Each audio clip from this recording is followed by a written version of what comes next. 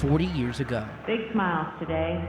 Go up to that pad and attempt a second try at launch today. One of the darkest days in human spaceflight happened on the cold morning of January 28, 1986. Space is still the final frontier. T-minus 15 seconds. Human spaceflight T-minus 10. is inherently risky. It always will be. We come together today to mourn the loss of 7 brave Americans. Space is an environment that humans were never meant to go to. But as explorers deep in our soul and in our blood, we have to go. Our Challenger 7. Remember them as they live. The launch of crew STS-51L of the Space Shuttle Challenger was watched by more than any launch before. As an astronaut and school teacher, Krista McAuliffe was set to teach lessons in space. Millions of school children tuned in, including Utah, Dave Reynolds. I was in 2nd grade at the time at Lakeview Elementary in Roy, Utah, and my teacher wheeled in a TV. We were very excited. There was going to be a teacher that was going to go up into space. We have main engine start. 4, 3, 2, 1, and liftoff. Liftoff of the 25th Space Shuttle mission, and it has cleared the tower. We all kind of sat in silence. Roger, roll, Challenger. As the rocket lifted off and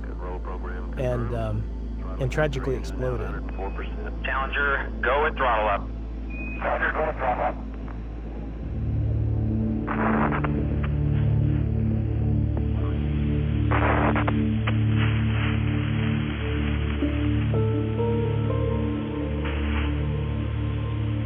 The teachers knew what was going on, but as 8-year-olds, we knew something had happened. Flight Fido, go ahead. RSO reports vehicle exploded. That was tragic because of the way they were behaving, but we didn't quite understand and be able to grasp it. Fido, can we get any reports from recovery forces? Commander Francis Scobie, pilot Michael Smith, and astronauts Judith Resnick, Ronald McNair, Ellison Onizuka, Gregory Jarvis, and Krista McAuliffe lost their lives when a failure of a booster joint caused an explosion 73 seconds into the flight, in perhaps what is the most defining moment in the Space Shuttle program. But it was also defining for Dave. Something in me changed that day, and I thought, this is what I want to do. With my little 8-year-old self, this is what I want to do. I want to be involved in this somehow. So he wrote to the team at Morton Thiokol, the company that built the boosters right here in Utah. To my surprise, 2 or 3 weeks later, I received all sorts of packets and pictures and stories about the Challenger and the Challenger crew. But the most prized possession that they sent me was a poster.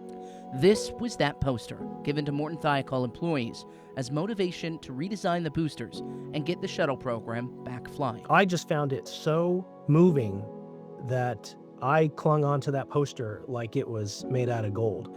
So Dave took that poster from his childhood home to college, into his early career in rocketry, using it as motivation to apply to every job he could at NASA. The second one opened up, I jumped on it and ended up working on the Space Shuttle program. So I supported 22 shuttle flights. And to this day, I keep this poster hanging on my wall.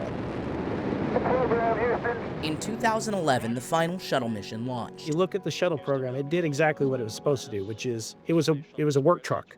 It went to space, it came back home. But we've kind of grown beyond that. Beyond to something new, a mission not just to space, but back to the moon, called Artemis, aboard a rocket called the SLS. And at the helm of the SLS rocket boosters is now Dave Reynolds. As a program manager, it's my role to accept the risks that go along with that, but I'm not going to accept a risk that I don't think is fully managed. Safety is the number one priority, correct?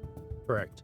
Yeah, safety in our program is absolutely paramount. This is the first time that we have flown humans to the moon since 1972. It's a huge responsibility in this role to make sure that this crew flies safely and returns safely. And that safety actually starts with the lessons learned from Challenger itself. So this is an example of the original joint that was on the space shuttles. After the Challenger, one thing that they realized was that as the rocket flies, it flexes. And if this O-ring, in the case of Challenger being super cold, allows any of those hot gases to escape from the inside of the motor to the outside of the motor, that's when you have a problem. So a capture was added to make sure the joints couldn't flex, and extra O-rings were added to make sure nothing could escape. These are the actual documents from NASA and Morton Thiokol saying the space shuttle program was back ready to fly. But it's more than just ideas that are on the new rocket.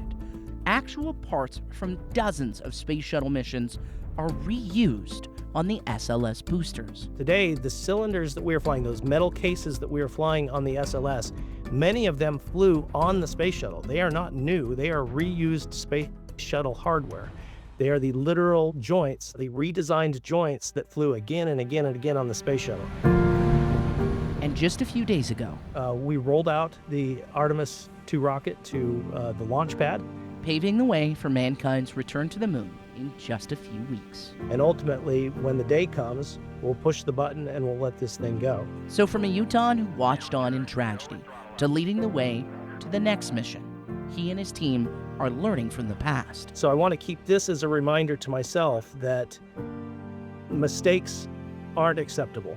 The Apollo 1 crew, the Challenger crew, the Columbia crew that we have lost over the years, we have learned many, many lessons from those tragedies. But taking the legacy of those lost into the future. I think I just want to talk to the 8-year-old that's out there, because somewhere I guarantee there is an 8-year-old that is about to watch this launch.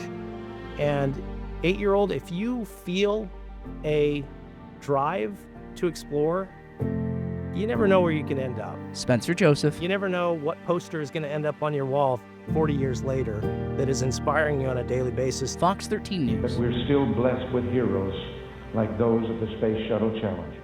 Utah.